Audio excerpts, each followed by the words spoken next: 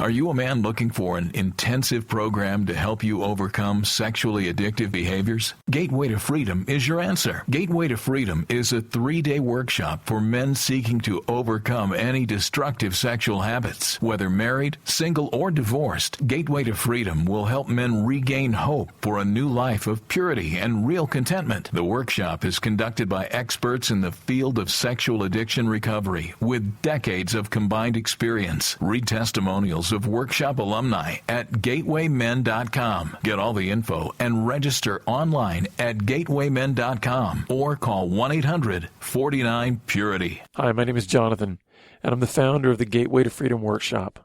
I want to personally invite you to be part of our next workshop coming up December 4th through the 6th in Texas. So call us today at 1-800-49-PURITY or visit gatewaymen.com.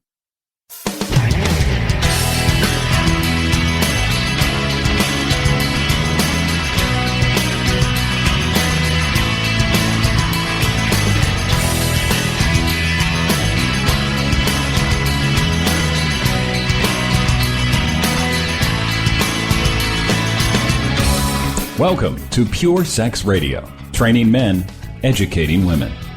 Are you ready to get real and start living each day in purity? This dynamic program is designed to educate, encourage, and equip listeners with the tools necessary for living a life of sexual purity. Pure Sex Radio brings you the best in mobile talk radio. Listen to real-life struggles, learn how to overcome lust, pornography, and sex addiction, and get serious about purity. Your hosts for Pure Sex Radio are Jonathan Doherty and Stephen Cervantes.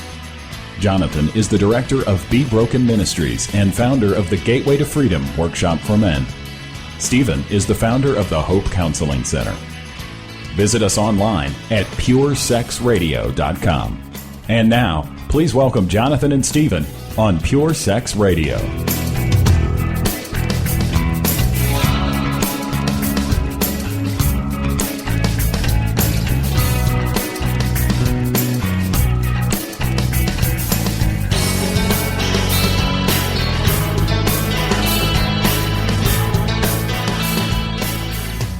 Good day, radio listeners. Welcome to this week's edition of the Pure Sex Radio broadcast. We're glad to have you here with us. My name is Jonathan. I'm here with Stephen. Stephen, how are you? I'm blessed today, and I thank God for that.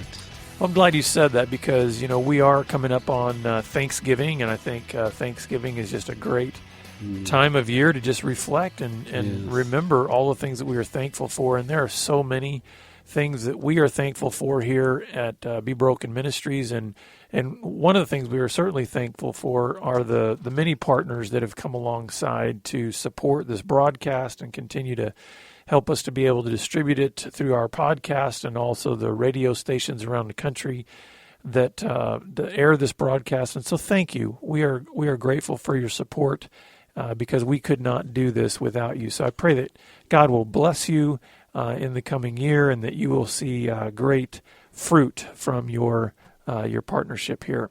Yes. So, Stephen, I'm going to pass it off to you because you've got a little story you want to share, and then we're going to just kind of see where things go.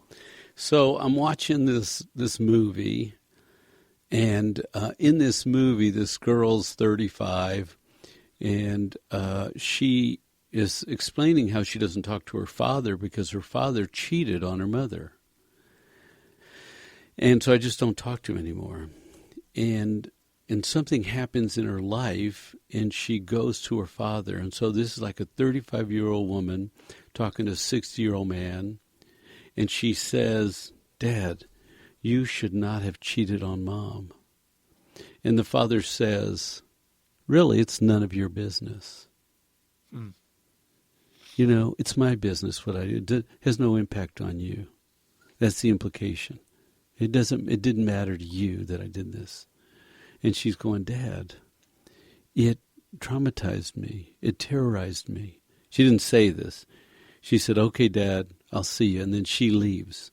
But I thought to myself, when you look at a little bit of her story, it traumatized her. It was terrorizing to a child. The world got crazy. What was predictable became unpredictable. Reliability on a human being, a father, broke down. Trusting a man broke down.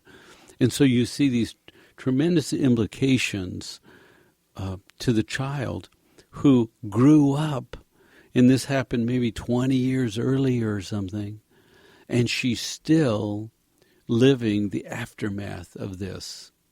And the father says, hey, it's none of your business. It didn't hurt you. It was me. And sometimes I think sex addicts don't get this. Mm-hmm. They don't understand the impact of their addiction on everyone and around them. And I, having come from that mentality myself, having had my own sexual addiction, I want to speak to that just a little bit in terms of the mentality that can cause a guy to basically say something like that to his grown daughter. Hey, it didn't have, wasn't about you. It didn't have anything to do with you. And part of that is because I have yet to meet a guy who's developed a full-blown sexual addiction that doesn't have some pretty strong narcissistic tendencies, meaning, hey, the world revolves around him. I mean, everything is ultimately about him because everything's got to point to him. And so the idea here is with that kind of tunnel vision self-focus, it's very easy for him to then deceive himself into thinking that whatever I do, it doesn't matter what kind of impact it has on others because ultimately it's still all about me. And so that statement from that father that's saying, hey, it didn't have anything to do with you, is a person who is blind through his narcissism to the actual reality of the impact that his behaviors have had on other people. And our prayer then is that one man out there caught up in addiction realizes and maybe can wake up, can make a turn. Because this girl says, I didn't trust men. I limited dating. I didn't trust. I had no faith. I thought everybody was going to hurt me, so why even try? Because my father, the person I built my life around, let me down. Mm-hmm. So I appreciate what you're saying about getting caught up in that self-absorbed, focused, narcissistic, pleasure-oriented, repetitive, getting worse. That guy that's out there that's just getting worse and thinks it's not hurting anyone, but just getting worse. Okay, I'm a little worse, but it's not that bad. It's just a little worse. Look, you're on a journey to destruction of yourself and those around you and those that care about you. And it's not it's none of anybody else's business. If you're connected to anybody else, everybody's going to be devastated by this. So we're not saying this to scare you, and maybe we can scare you into stopping. It's not going to happen. Right. You've been scared plenty of times. Right. But we wanted to refute the lie. Mm-hmm. It doesn't hurt anybody else. Yeah, because sometimes telling the truth is we got to share the bad news, and I definitely we are definitely not here to add to anybody's shame. We are certainly not here to just think that our motivation, that we're going to motivate you through fear. Because listen, I can tell you from personal experience, you can be afraid 1,000 times, and that's never enough. I mean, it's like this. I appreciate your saying that. Well, because we don't understand it on the other side. But I was afraid 1,000 times, and it didn't stop me. Yeah, and this is how I typically would put it to the men who are out there that are doing all these crazy sexual behaviors and all this kind of stuff.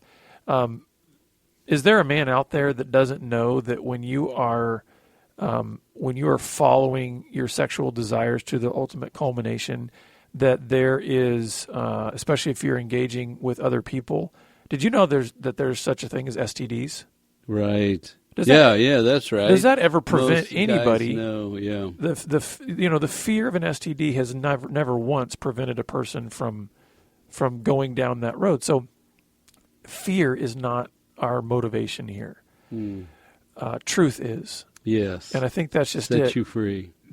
There are too many men out there that are continuing to be deceived by the lies of narcissism and this self-focus that they believe their actions have no consequence. So let me start with one thought, and I want you to help me develop this, because how does porn impact a man's view of himself? Right? Because I'm not sure what my identity is, but I found this stuff, and it's fun, and it's exciting, and it's powerful, and it's secretive, and I'm going to have some, and I'm going to have more and more. How does it impact your view of yourself? Oh, it makes you a god. I mean, it really does. It makes you a god in your own mind. You know, you've like to say it this way sometimes. You become a legend in your own mind. Because think of it, Stephen. Is there anything that is forbidden to a man in his fantasies with porn? No. Wherever he wants to go. No, just a little more. You can always just have a little more. Yeah. You know? So think about it. No matter your status, no matter your age, no matter your appearance, no matter your financial situation, no matter your relationships, no matter, when you go to porn, you can be the legend. You can be the god. You can be the center of it all. And so that starts to distort the reality of his identity, because he becomes the idol. And I tell guys this all the time. It usually makes them uncomfortable because they don't see it this way, but this is the reality. If you continue to consume pornography, the center of your fantasies in that pornography is not the actresses or the models. It's yourself. You are the idol of your fantasies, because who does it all revolve around? Yourself. And so it's a gross distortion of, you know, when we place anything in our lives, including ourselves, above the God, then we have a huge distortion of our identity and really who we are. Well, and play off this point a minute. What if I'm just quiet? What if I'm just very silent about this whole thing? I don't talk about it. Nobody knows about it. I do it myself. I'm just silent about it. Well, how is that impacting me? It's impacting you because you are missing out on the depth of real relationships. Because you're being deceived into thinking that you can have this quote unquote little compartment over here that's just the me time, it's my porn drawer kind of a thing. Yeah. And that I can have that, and because nobody knows about it, it doesn't have any impact on me, because hey, it's just me, it's my time. Here's the thing about it though. In order for you to have that, you must deceive others. And in a sense, you're deceiving yourself, because then you're saying, I can be whole in these other relationships with my kids, with my wife, with my church, with my, community, without them knowing about this. And that's just total lies. Deception is in liar, right? I must be a liar to continue this lifestyle. You have to lie to have that. I mean, it wouldn't be a secret compartment if you didn't lie about it. And I wrote down the word isolation somehow becomes part of this process. And so how I'm just doing it myself. Well, why can't I just isolate for part of my time? What's the problem with that? Oh, you absolutely can. And here's the impact that I think that eventually has. Is it withers a man. And I would put it this way. I would even say biologically we are now getting more and more evidence of the actual physical impact of pornography on men. There are some studies that are starting to show that there's a huge increase in men at younger and younger ages that are developing impotence. And many of these doctors are scratching their heads going, why on earth are we getting so many young men that now are having erectile dysfunction? Well, guess what? You know what's true of all of these young men? They're heavy porn users. And so part of the self-deception, you want to know about the impact on yourself? You think you can consume sexual material to the highest degree all the time and it's not going to have even a physical impact on you? You're fooling yourself. The idea that more is better when it comes to your sexuality is actually false. It actually numbs out your sexuality. It actually diminishes your ability to be sexual. You would be amazed at how many men come to our ministry who are full-blown sexual addicts that cannot get an erection. Now, put that together in your mind. I mean, they're completely addicted to pornography, and yet they're completely impotent. And that's the power that this deception has, this power of pornography. It deceives a person to the point where it's withering them away literally. physically even, they're withering away. I love that picture of a withering man, because you're growing up in biology, in life, in work experience as a regular man, but inwardly you're withering. Mm-hmm. And it's interesting, this picture you paint. You're saying you're a legend at being an idol of a female, and ultimately an idol of yourself. And pain times 1,000 doesn't stop you. So part of withering, your skills, the outcome is withering, but you have to practice deceiving and lying to be an addict. Mm-hmm. So I guess it's pretty obvious then what an addiction is doing to a man, if that's what it's doing to a man. Yeah, and that's what I think is impacting him. Yes. But the thing is, we know that actions never have just consequences on self. Yes. So what comes to mind next then? Well, absolutely. If you're married, Mm-hmm. then you cannot be engaging in this pornography or any other kind of, outside sexual behaviors and it not having a direct impact on the relationship with your wife and on her. And I think one of the key things that is probably the biggest impact that it has on a wife is the erosion of trust. Yes. Because if you think about it, Stephen, isn't the foundation of any relationship, the health of any relationship is built on trust. It's interesting. It's just a little word, Yeah. 5 letters. It's just trust. And it's like, why are you making such a big deal about this? But the women come in devastating. If I cannot trust him, I am tied to him.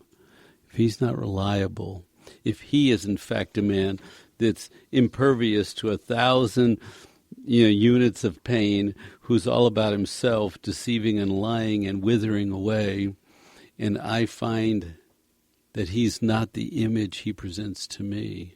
Mm-hmm. What is true? What I believe, or this withering man? And where can I camp on truth in this story? Right? We see women devastated. And that's why trust is eroded, is because if you think about it, what this guy is consuming are lies. So we've established, one of the ways he's hurting himself is through self-deception. He's being completely deceived by pornography. He's being completely duped to say, hey, more is better. If I make life about me, I'll be satisfied. If everything just points to me. And all of these lies, what is a lie? It's the opposite of truth. And if we know that trust in a relationship is built on the truth, then we know that if this guy is consuming lies to the point where that's just the way he's operating, is out of this system of deception, then we know that he can't be building trust in his relationship with his wife. Now, that was interesting. Truth and trust are pretty connected, right? Well, think about it this way. What would be one of the first characteristics that you would describe of somebody who we would consider trustworthy? They would tell the truth. They're a truth teller, right? Yeah, okay. And So- reliably, consistently, whatever they say is true. Because when a wife wakes up and says, I've been believing what you've been saying to me, but now it turns out a lot of what you've been saying is lying to me. Mm-hmm. What is truth? Or where do I stand on trust? And that's just it. Everything It crumbles the foundation of the relationship because trust is the foundation of the relationship. When you're married and you stood at that altar and you made a promise of faithfulness to this woman, and then you go out and essentially you are being deceptive and not keeping that promise, you have broken the trust that you gave to her. You were giving her a trust and saying, I'm making a promise here. I'm going to be faithful to you with my sexuality and with my body. And when you don't do that, then you've broken that trust. And I think the main consequence, honestly, with the breaking of the trust, because we've heard this from many, many wives, is not as attached to the behavior as it is to the deception. It's the No, break that down. What does that mean? It's the lie that hurts the wife more than the behavior. Well, wait a minute. He hasn't told just one lie. You're saying the lie. That's what I'm saying, is that when because the way the guys will hear this is, I just need to clean up my behavior. She doesn't need to know about anything. If I can just get clean. It's like, no. You've deceived her. And here's what we've heard from so many wives. It's like, I mean, honestly, this is verbatim how many wives tell it to me. It's not what you did as much as it is that you lied about it. And, as a guy, a lot of times we look at it and we say, man, if it were the other way around, it'd be what you did. But Right. A wife doesn't always see it that way, because it can be a gross, betrayal. And yet what seems to hit her heart the heaviest is the fact that he looked her in the eyes and lied to her about it. Well, and I think that the other part of that that's difficult is and she bought it as truth. Mm-hmm. So then she goes, can I even trust myself? So then she starts to turn on herself and go, whoa, I didn't catch it, and that's other people knew it, and I'm the last to know it, and how stupid and foolish. And then that's another impact. That's another impact of this, is that it through his deception, then the way this impacts his wife is she begins to feel shaky in her ability to read him and ability to know him. She begins to maybe even turn on herself because she really does love him. That's right. And so she starts to tear herself down. And if I was enough, and why couldn't I keep him? She starts to get goofy in the head and blame herself. And right? that's a consequence of his action, an his impact. deception. That's right. And so the whole idea of we're building oneness and we're laying a foundation of trust and truth, and I'm here fully committed to you. I brought all of myself. And then I wake up and see you brought half of yourself, and the other half is off doing, despicable things. You only brought half of you this whole time? I was here 100%. And so oneness is now impacted, right? Because is it safe? Is he reliable? I want to say this line 2 or 3 times during the show, because it's just such a great line that you said, hey, gentlemen, don't be a withering man, okay? Don't be a withering man. A porn man is a withering man. He's emotionally being stunted, lying, deceiving, worshiping himself. Don't be a withering man. I'm going to throw that in a few times, and then I want to close with that challenge. Be a grown-up man. Be a whole man. Be a healthy man. Be a man of oneness. Don't be a withering man. Mm-hmm. So, anything else about the wives come to mind?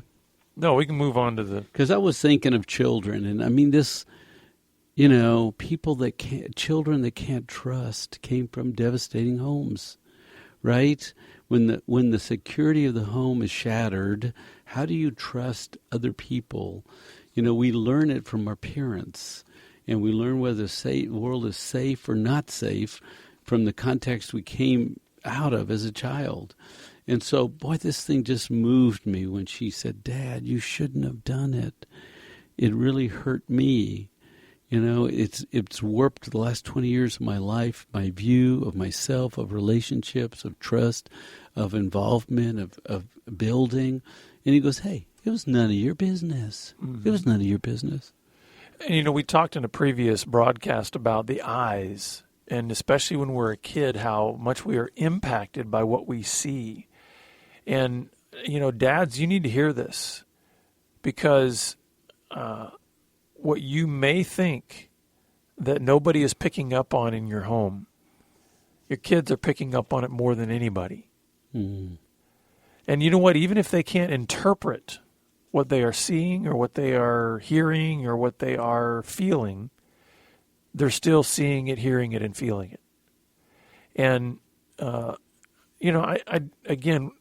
I don't want to increase shame in your life, but sometimes I think we need the sobering reality that we have a responsibility generationally. What are we imprinting on our children? Because it's not about if you are imprinting on your children, it's what are you imprinting on your children. Yes. All of our actions, they have consequences.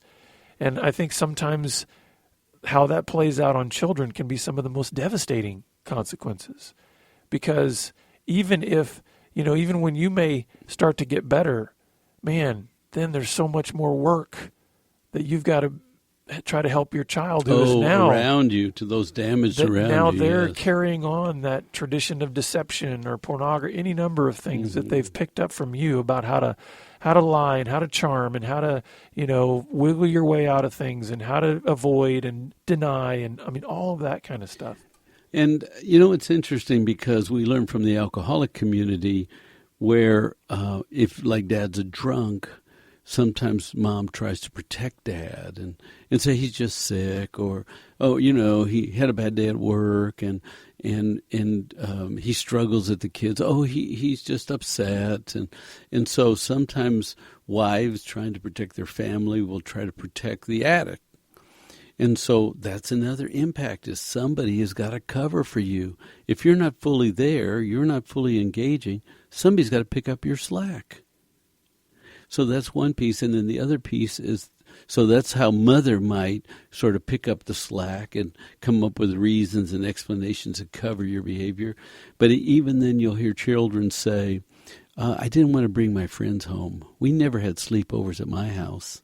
I didn't want my friends to come home because Dad would have outbursts or yell or be inappropriate or do stupid things or cause the other kids to be uncomfortable.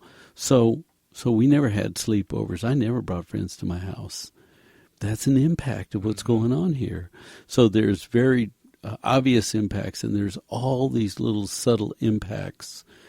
And we're saying these because if you're one of the men who's lied to himself and saying, I'm not hurting anyone, it's a lie. You're a withering man, and we're calling you. We're not judging you. We're calling you to truth and saying, stand up. Get some help. Surround yourself with better men that'll get in your face and say, come on, we weren't made for this. We are more than this. This does not set us free. This is not good. This is the lie of a sick culture. We don't want to be withering men. And I want to share a little bit of good news because I think, I said earlier that actions have consequences, and I think immediately we go to the negative, right? We think, oh, yeah, man, and we look at all of our brokenness and all the ways in which we've failed, and we say, yeah, I see it. Actions have consequences. I'm ruining my life. I'm ruining my marriage. I'm ruining my children. And we immediately spiral down into the negative. But notice I didn't qualify it. Actions, period, have consequences. And those consequences can be either bad or good. And so the good news here is that you can change the consequences as you change your actions. As you become a different man, you can, instead of being a withering man, you can, I'm going to read out of Isaiah chapter 61, you can be an oak of righteousness. This was the passage that Jesus himself read when he began his ministry because he was proclaiming himself the Messiah. And this talks about the Spirit of the Lord is on me because the Lord has anointed me. And later in verse 3 it says, to bestow on them a crown of beauty instead of ashes, the oil of joy instead of mourning, and a garment of praise instead of a spirit of despair. They will be called oaks of righteousness, a planting of the Lord for the display of his splendor. So if you are in ashes, God can bring beauty out of it. If you are in mourning, God can bring joy. If you are feeling a spirit of despair, he can give you a garment of praise. And as he plants you, you will not be a withering man. You will become an oak of righteousness. And so I want to, I know this is a kind of a heavy broadcast. It can feel, a lot of your shame can be kicked up.